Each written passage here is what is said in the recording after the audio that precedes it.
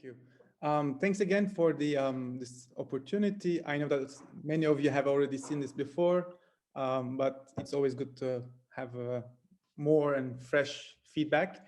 So this paper, as the title can explain, is self-explanatory. It's about the cushioning effect of immigrant mobility.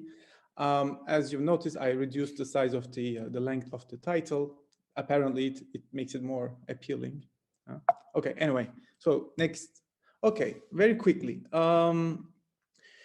As you may know, this geographic labor mobility could be an important channel for equilibrating differences across local labor market. This is an idea that goes back to Blanchard and Katz. But then the problem is very few workers do make these long distance moves. And this is especially the case for the less educated. On the other hand, immigrant workers are geographically much more mobile than natives, and this is the case for both high and low skilled migrants. It's because, I mean, it is intuitive. It's because they have higher elasticity to labor market conditions because they're there to work, and also they are less attached to the local areas through, emotionally, etc. Because they are, after all, outsiders who just moved in. So this makes them much more mobile. Okay, so in this paper, I asked the following question. I asked whether this higher mobility of migrants can protect natives during a negative demand shock. The context of this study is in Spain during the Great Recession. That is roughly 2009 to 2014, the period during which Spain was officially in recession. This is an interesting period because, as you all know, Spain was one of the hardest hit economies. So there's a very substantial economic shock. And there was also a significant net outflow of immigrants from the country. For this study, I rely on two main data sets. They are both at individual level, microdata. First one is the municipal registers, which is the 100% sample of all people, recording all people in Spain living at a point of time. And for labor market outcomes, I use social security data. The approach is straightforward. I exploit the spatial variations in the immigrants' outflows across Spanish provinces, and I try to see if these outflows correlate with labor market outcomes of natives. To claim causality, I built predicted outflow rates based on shift share instruments, which I use to instrument the actual outflow rates. So in a nutshell, this is what the paper is about. Briefly on the literature, I already mentioned that this mobility of workers overall could be a channel for diffusing economic or converging economic outcomes across space. And then there's more recent literature about this higher mobility, pointing out this higher mobility of migrants and the fact that it could actually protect natives during a demand shock. So these papers, you probably know Kadan and Kovac.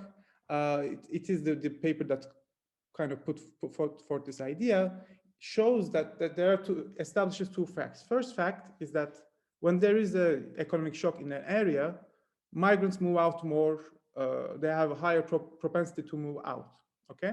And then there's a second part, which shows that areas which had more migrants prior to a shock are better off. The natives located in these areas are hit less hard by the shock. But the two mechanisms are not combined in the paper. So the paper puts forth this relationship, but we don't see the exact how the mobility affects this, enables this cushioning effect. And then the other papers, Yao et al., they actually replicated in Europe and see that it also exists in Europe. And Basso et al., they also do the same thing.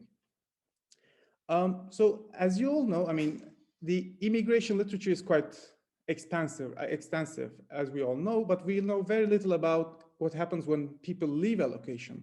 So there was this literature about the effect of emigration on natives, of natives on staying natives. So basically, what happens when Polish workers leave Poland, etc., etc.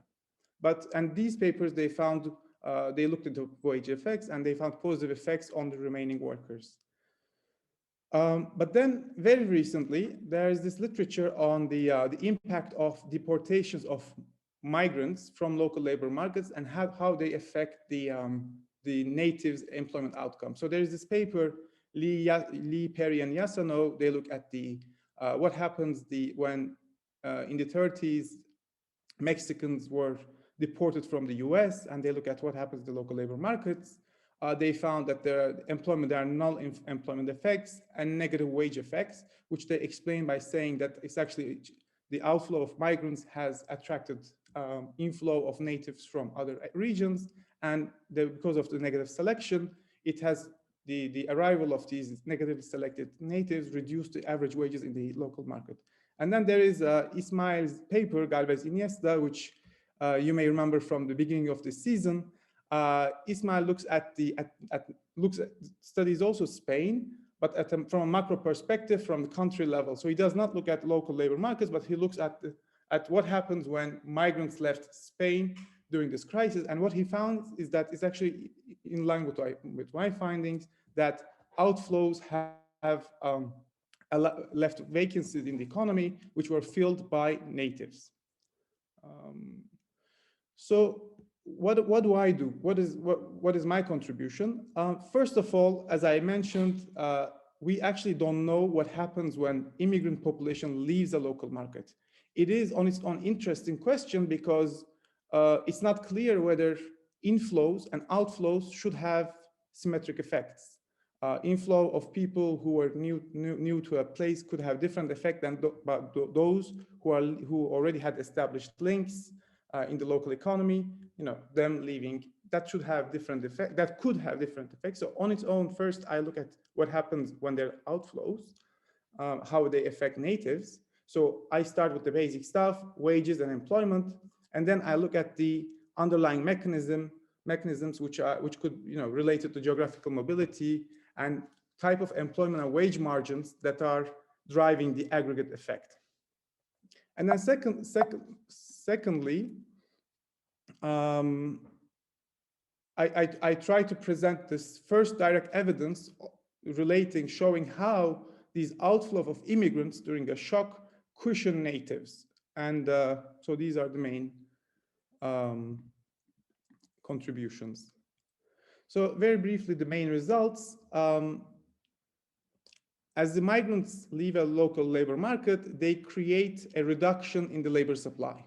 And this labor supply translates into positive employment and wage effects. So 1% increase in the net outflow rate during this period results in increase of wages by 2% and employment by 2.4%. So these numbers, they correspond to more or less 3,000 immigrants. So when there are 3,000 immigrants, working age male immigrants who leave a location, this increases the average wages by 32 euros and increases the native employment by 64. And these, of course, mostly are, these effects are mostly driven by the low-skilled native workers. Mechanisms. So of course, as migrants leave a location, it creates effects on natives, it affects their geographical mobility. So as migrants leave a location, natives come in, and on average, for every 10 migrants who leaves a province, 3 natives enter.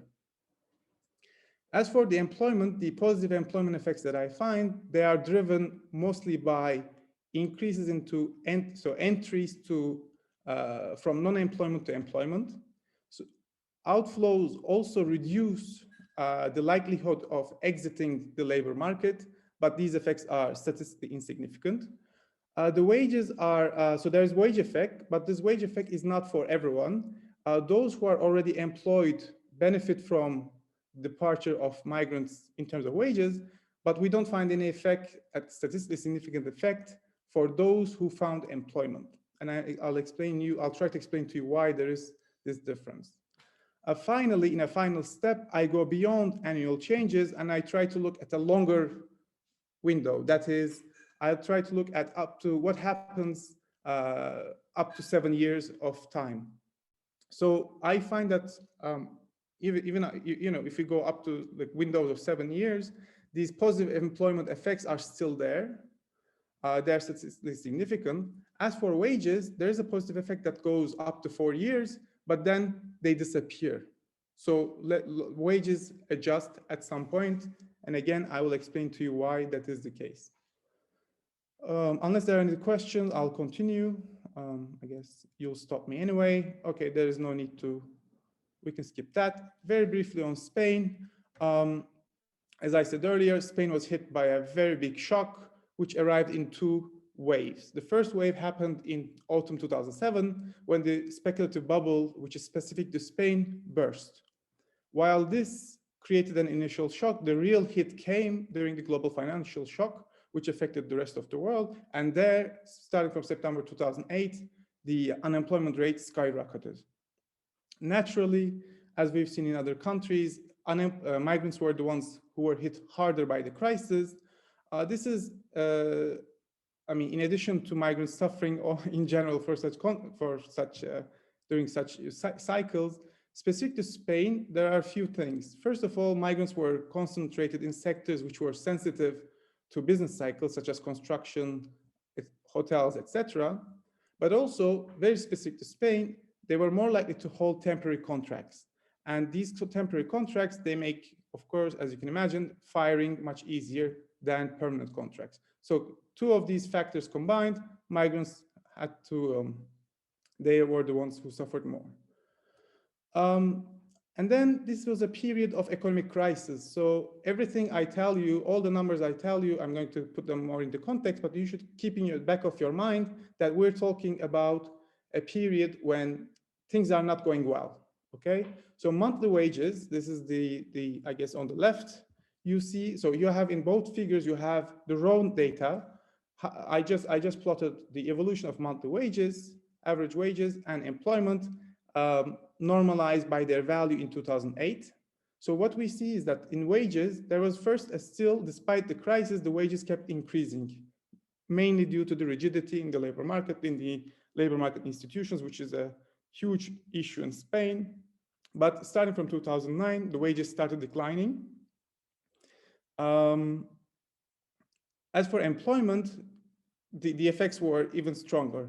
Given the rigidities in the wages, the real effect, had to happen somehow. It happened through employment margin. As you can see, the employment started declining, especially for low-skilled workers. And starting from 2014, the first year when economy recorded positive GDP growth, employment and wages started recovering and increasing, etc., etc. So I'm mainly looking at the analysis covers these 2 periods, between the 2 red lines. Of course, I do robustness test by moving the years, advancing my start period a year, a year before the crisis, or going beyond recovery, etc. Of course, the results hold, but this is my period of interest. So when the crisis hit Spain and migrants start losing their jobs, they responded geographically. So they moved first internally, they moved either internally from hard-hit provinces to those which were hit less hard. And then they also went home. Many of them, so many migrants who would have arrived did not arrive. So those inflows, international inflows, decreased dramatically, but also immigration increased. So in the end, local labor markets lost, so across whole country, so across all provinces, which is my unit of analysis, there was a decline in immigrant population that corresponded to around 4.5% of the overall population. So overall, you can think that across every local labor market, there was a labor supply reduction of 4.5% due to migrants' departures. And overall, this, of course, at the country level, the departures during this period led to a reduction of 2% of the overall labor force, and around 10% of the foreign-born male population left the country. So as you can see, there was a big reaction, especially for the population that was there to work. So the motivation of this paper was that, natives, they react much less geographically to employment shocks compared to immigrants. And this is a figure that those of you who know the Cadena and Kovac paper, this is a very relative key figure where on the x-axis I plot the change. So each bubble represents a province, and as you can imagine, the sizes are proportional to the number of people, to the province, the number of workers in that province.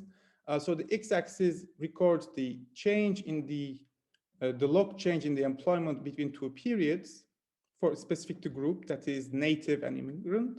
And on the y-axis, I have the change in the log population. So what these figures show is that for a 1 unit increase in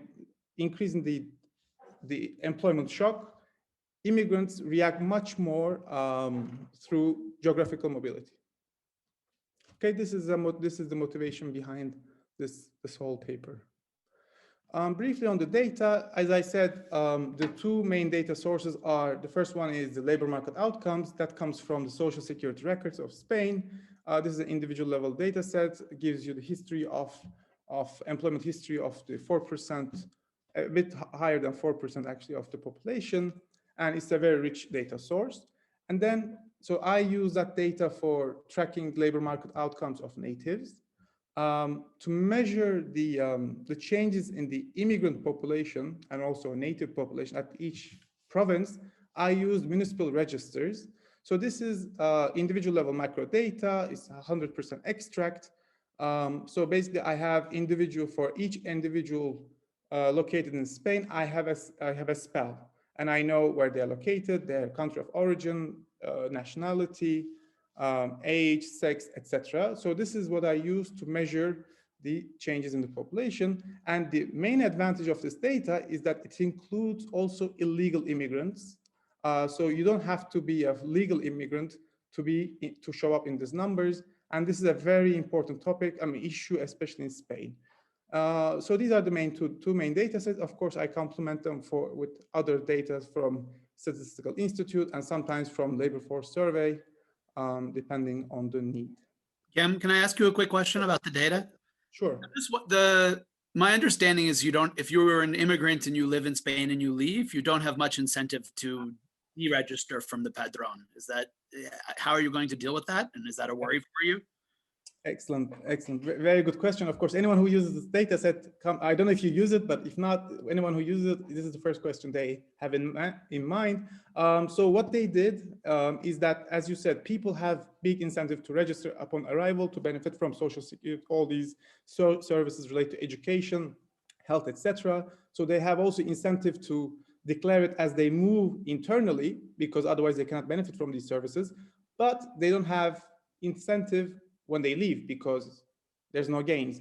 So what the special Spanish administration did as a solution is they started erasing the names unless the migrants renewed their registration after 2 years. That is, once you're recorded after 2 years, if you don't show up again, then you're erased from the list.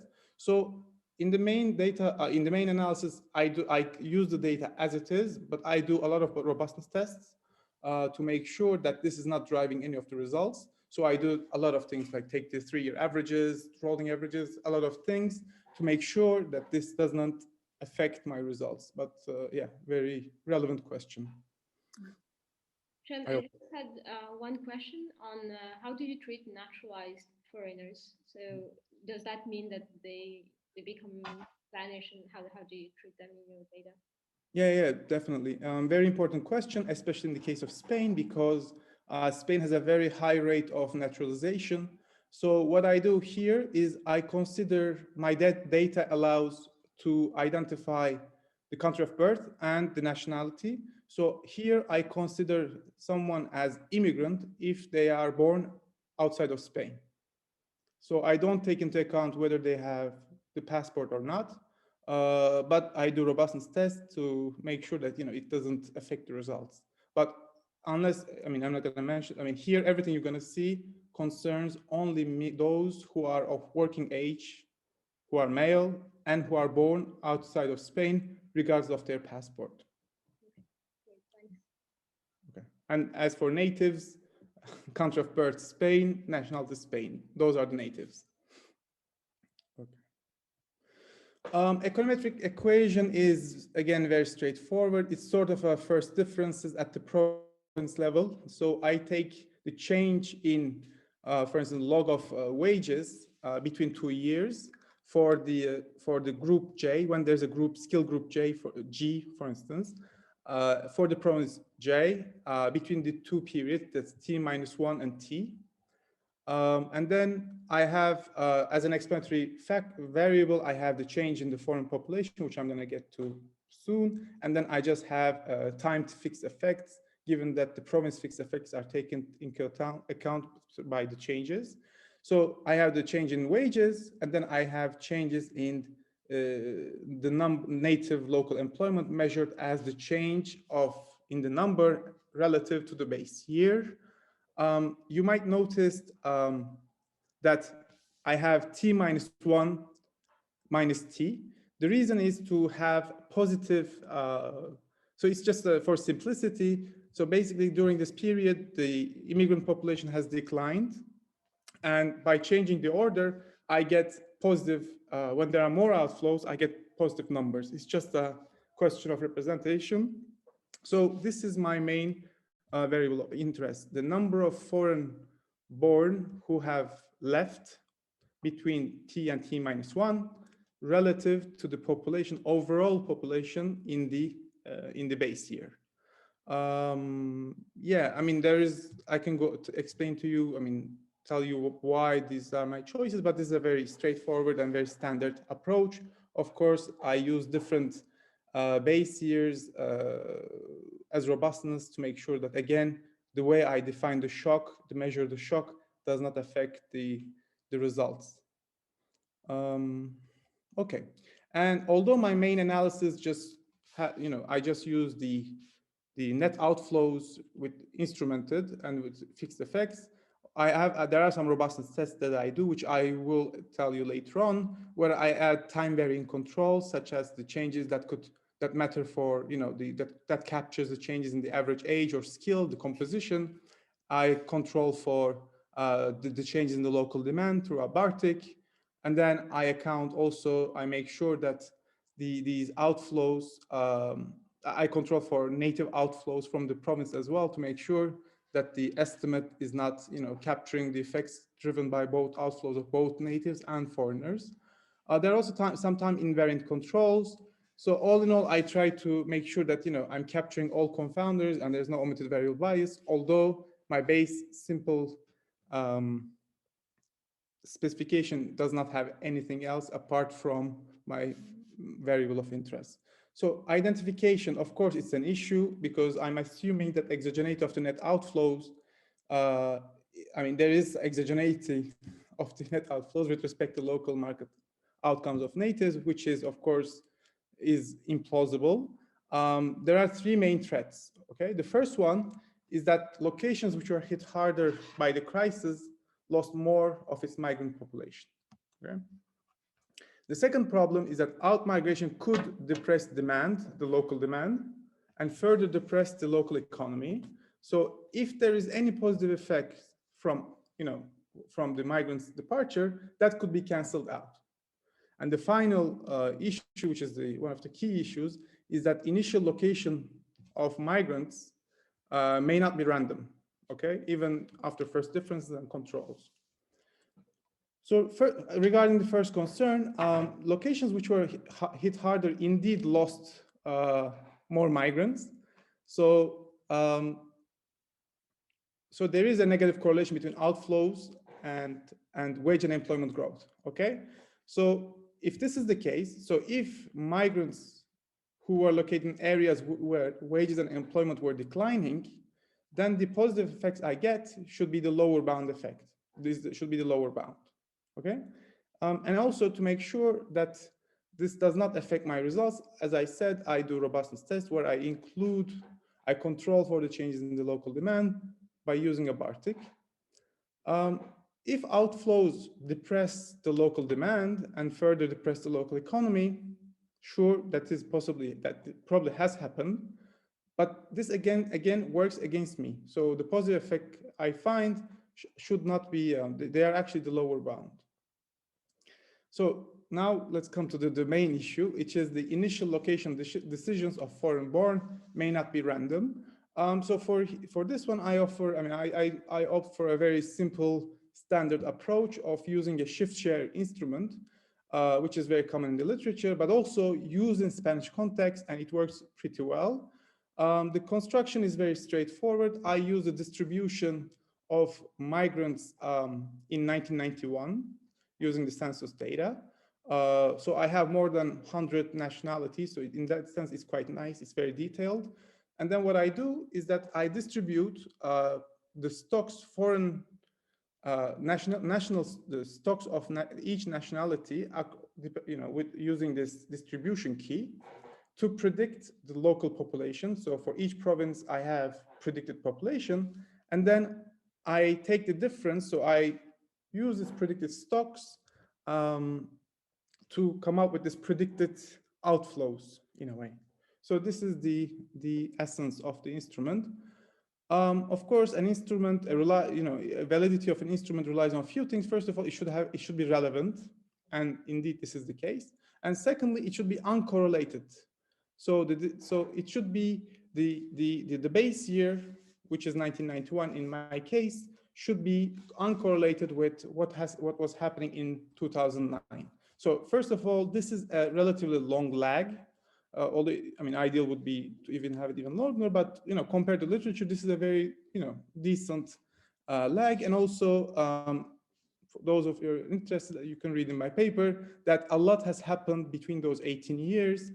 There has been important changes. There's been another economic crisis. There's been a boom.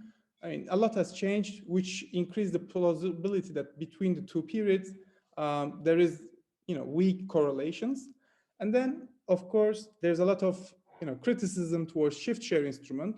And this Yagar et al. Paper, I'm sure that all of you know by now, may demand some tests. So first of all, they ask for some, they want, in the paper, they ask two things. First, they ask whether the location choice of immigrants has changed over time.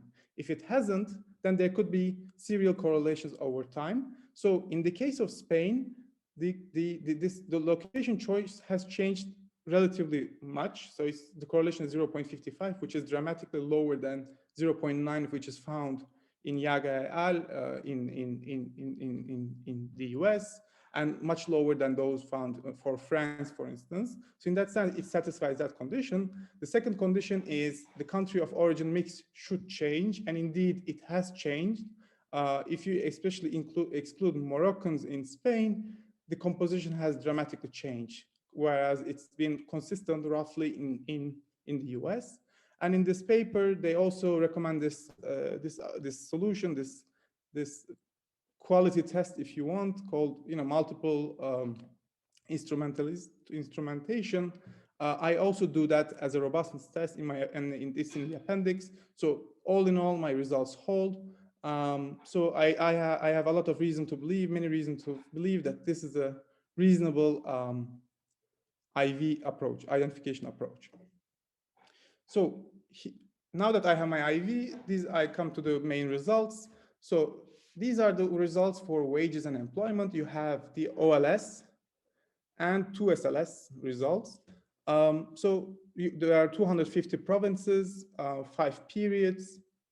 So what I see here is two things. First, so the wages are positive but insignificant, but once instrumented, there's a big jump, which is relatively okay. But the reason why there is a big difference is mostly because, as I said initially, the locations which were hit hard by the crisis, there were more outflows. So there's a negative correlation. So our instrument addresses that problem and shows the true extent of the positive effect of these outflows. And for employment, they're already positive. The instrument increases the estimated relationship. So yeah, this is the main results. So these are the aggregate results using cross-sectional data. So overall, these results indicate that locations, provinces which lost, where the outflows were higher, the wages and employment dropped less. What does it mean? Again, recall the figures I showed. This is a time when wages and employment is in decline. So the positive effects that we see are in a way dampening. These are the outflows are actually slowing down the drop in wages and employment. So they are not actually creating new jobs, but they're actually reducing the speed at which the wages and employment are decreasing.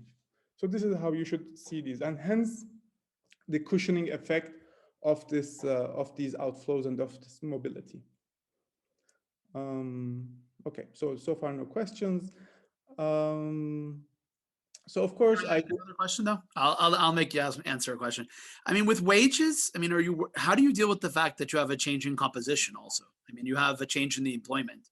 So you have different, I mean, imagine that you have low wage natives leaving or entering the labor force. That's also going to affect the wages for the native population. Sure. Yeah, very good question. And then I address these in my robustness tests, because in my robustness test, I take into account a control for education and age that takes care of the any type of compositional change that might be driving these effects. Of course, this is a period when average age and education has increased, but this is not what is driving the positive wage effects. And indeed, I guess I'll have time to talk about it, but if not, I'll give you. If it relates to unobservables, at least. Now, I mean, it's a bit of a surprising finding in a way. I mean, you would think. I mean, you have to think about the model very carefully. Why you think? I mean, if natives are more likely to work in jobs with permanent contracts, which they clearly are, they're going to have fairly rigid wages. So the immigrants leaving the area, I mean, in some sense, of course, it should cushion the demand shock, but you might also think that it would affect through the production function, changes in informal versus formal hiring. I mean, I'm surprised by the size of I have to think a little bit more about it, why you would get such a big, I'm a little surprised by the strong positive effect on wages in a sense. I mean, I guess it's against the counterfactual of immigrants not leaving at all. So I guess that's the important part. But I think that's complicated to think, because there's just a lot of literature, and there's a lot of literature on the cyclicity of wages due to the business cycle. So I mean, if you have shocks and that's what's driving the immigrants to leave, that's also going to change the kind of wage composition for natives on its own. It's something maybe we can talk about more. I just, there is a big literature showing that wages themselves for natives tend to change a lot with the business cycle. So I don't know. I think it's difficult to separately identify it along with the employment effect, at least without some more structure, like a production function. And that's mine.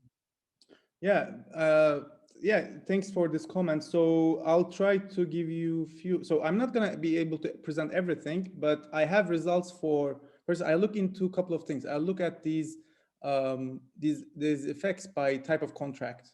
So what I find is that which is mirroring of what is found in the in-migration episodes in rigid labor markets, is that permanent contracts are affected by the employment margin because of the rigidity in the wages, but the temporary contracts are very flexible in terms of wages.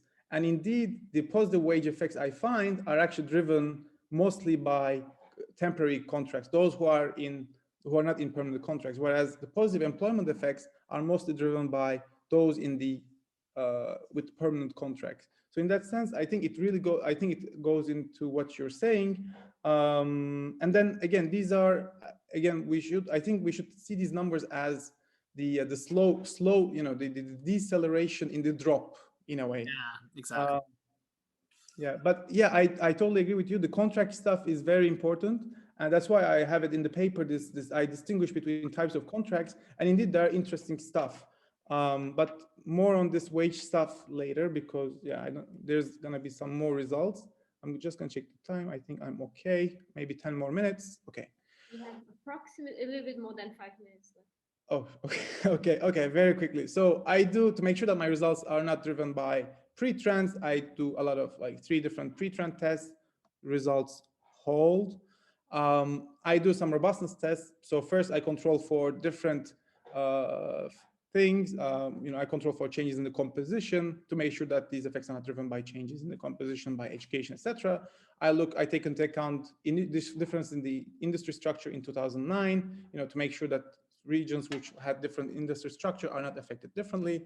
I take into account the local demand through Bartik, and especially, which is a very important one, I control for native outflows to make sure that the effect I'm capturing is not due to the joint departure of natives and migrants. Results hold, they're very stable. I do other robustness tests by using different outflow measures, variance of shift share based on different base year, different definition of foreigners. I use stocks predicted through gravity before distributing them, etc. Different weights, different periods, results hold. So heterogeneous effects. So one would expect that the effects to be the stronger effects for natives who are more substitutable with the departing population, them to benefit more. Indeed, so there's actually a small model in the paper which kind of predicts that. And also in the data, it kind of confirms it. So first of all, the employment effects, I find that all skill groups benefit from employment effects, but there are stronger effects for low-skilled natives. So those are the ones who have higher substitutability with immigrants. As for wages, there is a positive effect, but it's not statistically significant for all groups. It's only statistically significant and very strongly for low-skilled natives. Okay. I also look at the heterogeneous effect by demographics. Again, positive effects for all groups, but especially stronger effects for males versus women, for instance, younger and older natives. Wages they exist, positive effects for all skill groups. So now let's come to mechanisms. So mechanisms are important. Geographic mobility is important for two reasons. First of all, it is an adjustment margin. People could relocate depending, as a reaction to the inflows or outflows. Also, it matters for the estimation, right? So what I find is that departure of migrants have increased the native population in these provinces, and these increases in the native population are driven by inflows to these provinces from elsewhere. But so that is significant, although it's weak, and also a decrease in outflows to other provinces. So this is the reaction of natives to departures. In terms of employment, so I mentioned aggregate positive effects, but these effects are mostly driven by entry of those who were not employed before. So that could be people unemployed or inactive. So they are more likely to enter employment. So in that sense, this benefits the employment effects are benefiting the outsiders rather than insiders. But also, the insiders also benefit from reduced likelihood of exiting the labor market, losing their jobs, but this is not statistically significant. As for wages, so in wages could be driven by the aggregate effect could be driven by two things: competition and composition. So competition is the fact that migrants are no longer there, the natives have a higher bargaining power, so they could ask for more. So those who are already employed between two periods, so those who already had a job, they see these positive effects. For those who just entered employment, there is a positive coefficient, but it's not significant. This is possibly due to the fact that those who entered employment were negatively selected. So they have, lower, in terms of observables, they are negative selected, so which pulls down their wages, although the lack of competition pulls them up. In the end, it cancels. So I'm trying to dig further this negative selection thing, but I think this is the driver of this issue. And very quickly, this is the final slide before conclusion. I also I go beyond annual effects and look at the medium run, because in the medium run, the local labor markets could adjust to these supply shocks through relocation of labor and capital. So, and that could, give different effects in the longer run, in the medium run. Some effects could disappear. So using the panel dimension of my data, I test for these things. So first I use cross-sectionally. So nothing, no panel, just average, how did average wages and employment evolved over different time windows. I find that positive wage effects are observed till the 4th year, after which they disappear, suggesting that because of the inflows, the market has, local labor market has gone back to its equilibrium, but the employment effects are still there. So there is still positive effects, even a 7-year window. If I use the panel dimension and I only look at the workers who have remained in the local labor market, so there the composition doesn't change, I see a positive wage effect and employment effect persisting throughout the period. So indeed, these two things combined suggest that during this period there were more inflows. These inflows have, in the end, they cancel the positive wage effects, although employment effects are there. Yeah, and to conclude, I find that these results indicate that through their mobility, geographical mobility, immigrants have dampened the negative effect of Great Recession on natives.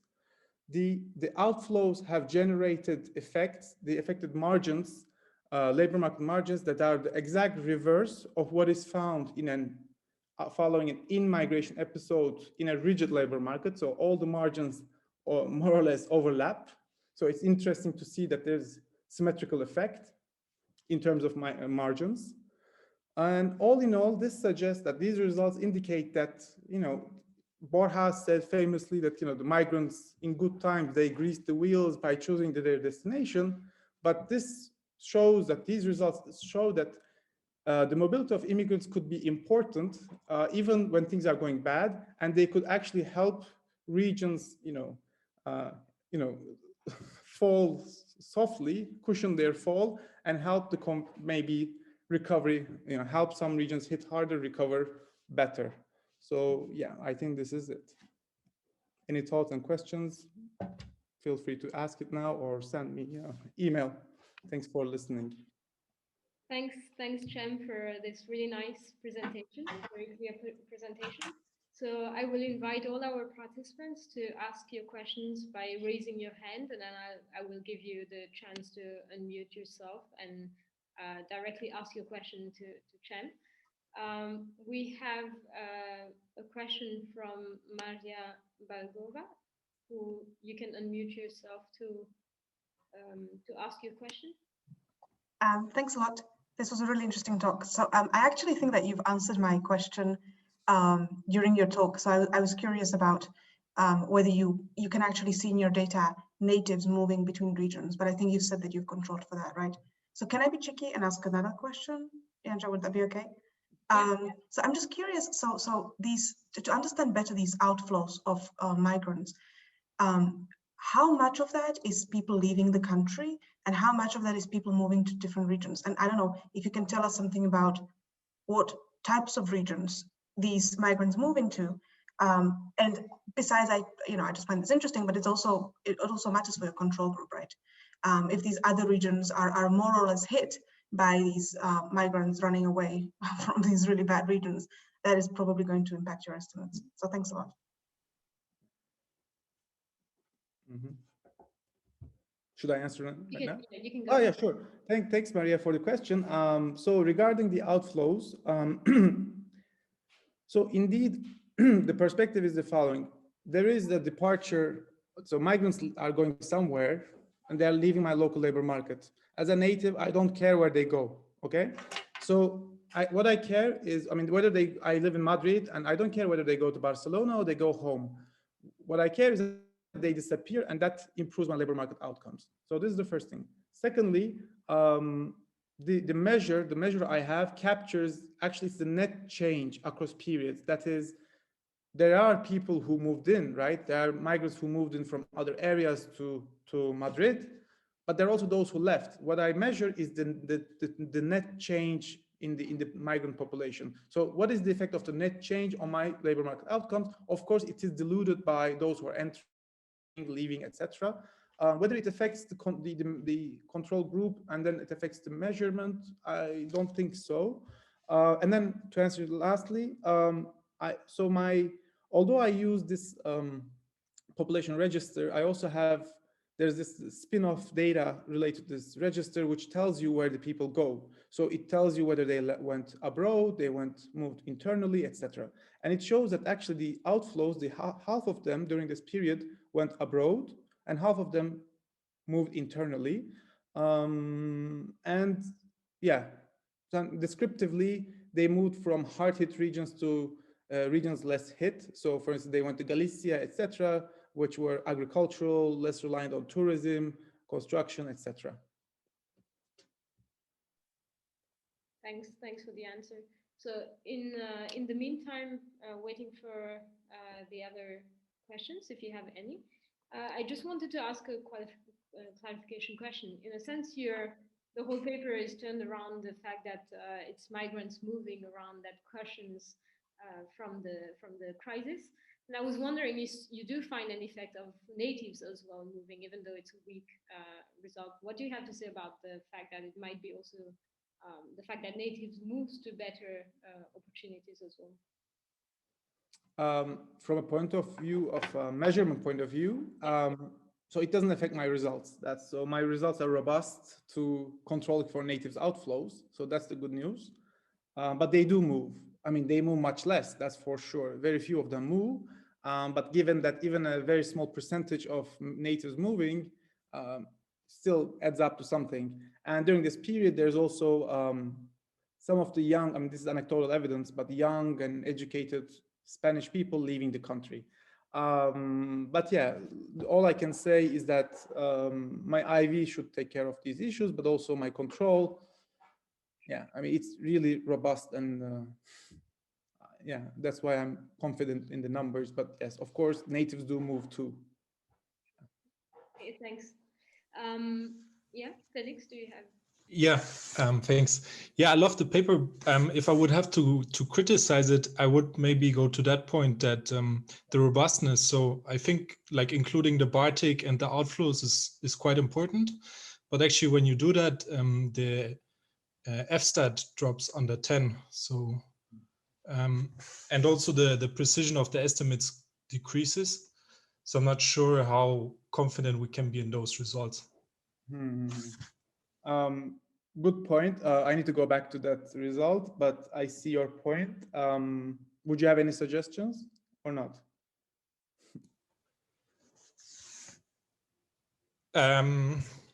No. Okay.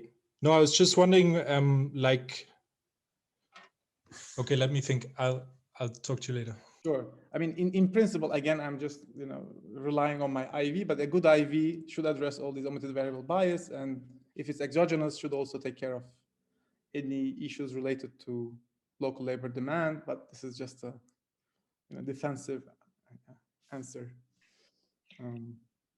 I guess you've done so many robustness checks that there are not much to restate. But Anuj has a question. Maybe you can unmute yourself and ask your question.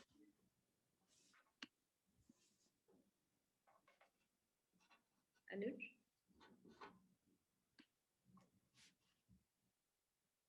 Otherwise, I can ask his question. So he was saying in the Q&A that he understands the second generation migrants are not included as a migrant, legal or illegal.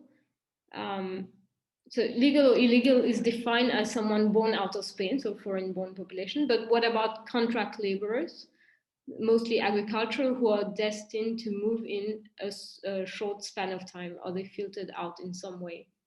I see. Very good question. Yeah, I think so. I need to double check, but I'm like almost sure that I don't have agricultural sector anyway, due to the fact that the wages are not reliable in that sector, and also this issue about all the seasonal workers who come in and go. So yeah, that would be my answer. But apart from that, again, the reason why I rely on Padron, this data set, as opposed to, for instance, social security data, right? I could have used social security data to measure the presence of migrants, but this social security data, Padron data, it really is very exhaustive. I mean, I have, I think 60 million or 56 million, one of the two, amount of observations in my data. And again, illegals have a lot of incentives to register, and they have no risk of getting caught. So when you register, your kid can go to school and you can go to hospital for free. If you don't have access. And if you register, there's no risk of getting caught because they don't share data with the police. So yeah. Great, thanks. Maybe, sorry. Yeah, go ahead. Sorry, if I may jump on that point. So you've highlighted several times the undocumented migrants in the Padron, but I think in the social security data, they don't appear, right? If someone is employed illegally, you won't see anything with that about that person there. So I was wondering, how far have you, or how far could you exploit that information about undocumented migrants? For example, would you see some heterogeneous effects in areas where you would expect to have a higher number of undocumented migrants? I guess the Padron doesn't tell you obviously the status, but if you could have some proxies, because I guess there's certainly some heterogeneity across how these people are located in the country. So I'm just wondering, when you look at the impact of the population, which includes illegal migrants, on declared work, so on the social security, there's an implicit assumption that whatever is happening in the illegal market is probably happening in some kind of homogeneous way throughout the country. And that might actually not be true, in particular if you have areas where you have a bigger construction sector, which would be more inclined to hire undocumented migrants. And so given that you emphasized the feature that you might be capturing in the population, I was wondering, how much can you do on the other side of the coin, like how much can you say about the potential role in the labor market side of the story? Very good. Yeah. So yes. So my social. So all the results that I present relate to. I mean, they concern natives who are registered to Social Security. I don't make any claims about what's happening in the informal labor market, but I could possibly look into those effects if using labor force survey. Regarding the migrants, so in terms of outflows, so yes, I don't know who is documented or not. They're all registered. I don't know also, I cannot distinguish between migrants, whether they are, I mean, I don't distinguish at this stage whether they work informally or informally. But there is I can control for the share of immigrants working informally in the region, because there is actually, you have the total number of people who are working and total number of people who are registered Social Security. And the difference is used in general as a proxy for informality at the regional level that I can include as a control. But again, if you assume that there are some regions who are more likely to rely on informality, the first differences should take care of that. And I also control for the share of main industries in 2009. That is, I control for share of construction, share of agriculture, share of few other large ones. I could interact them with time to see if over the time they affect differently, but otherwise, they should be accounted for. But yeah, I'll definitely give it a try. Why not another robustness test? We have one very last question from Maria again, asking to what extent are your results driven by the construction sector? And after this, we will end the session with Alexia. Go ahead. I'm not sure what you have in mind by saying, how much they're driven. So if you look at the unemployment numbers, the increase in the unemployment numbers in Spain, there is a correlation with the construction sector, but it's not as much as you might have thought. Although in the first wave of shock hit areas with higher construction sector, when the global recession hit, actually it's just spread across all industries. And banks went bankrupt, people lost their jobs. So in that sense, there is a variation. There's a lot of variation actually in the intensity of the shock throughout the period. So in that sense, it's not just migrants who were working in construction who lost their jobs and leaving the country. It was a very deep recession. I mean, it was a very important period, and that affected everyone and going beyond construction. So that would be my answer. As for natives, I mean, they're not in construction, I think. I might do sample selection. So natives, I don't look into natives in construction, or maybe I do. I don't remember, but it's about, yeah. Yeah, in a sense, I guess if you could exclude or like regions that are heavily dependent on the construction sector or something like that, to understand whether excluding them has you still find the same effects or not. Alexia, so I give you the floor now to end this session. Thanks a lot, Cem, for your presentation. Thank you. And yeah, Alexia will announce for next week. All right. Well, thank you also from my side, Cem. This has been an extremely interesting presentation and paper in general. And thank you also for the audience, for the attendees, and for the panelists for this vivid discussion. So next week, we are happy to welcome Ling Zhu from TSE, who will speak about marriage, migration policy, and migration, evidence from the hukou reform in China. We're very excited about that talk as well. In the meantime, we wanted to show you once again how to reach us. Here we have our website and also our email. The submissions are reviewed on a rolling basis. So if you have some work in progress going on in the field of the economics of migration, please feel free to submit. Also, we have some news in 2021, which is that participants can register as panelists in advance. This means, and as you saw in the session, that you can interact more closely with the speaker and with the organizers. Herefore, we would ask you to please read the paper in advance, register before Friday for the session on Monday, and also join the seminar 5 minutes prior to start. Okay, well, and that's it for today. Thank you very much.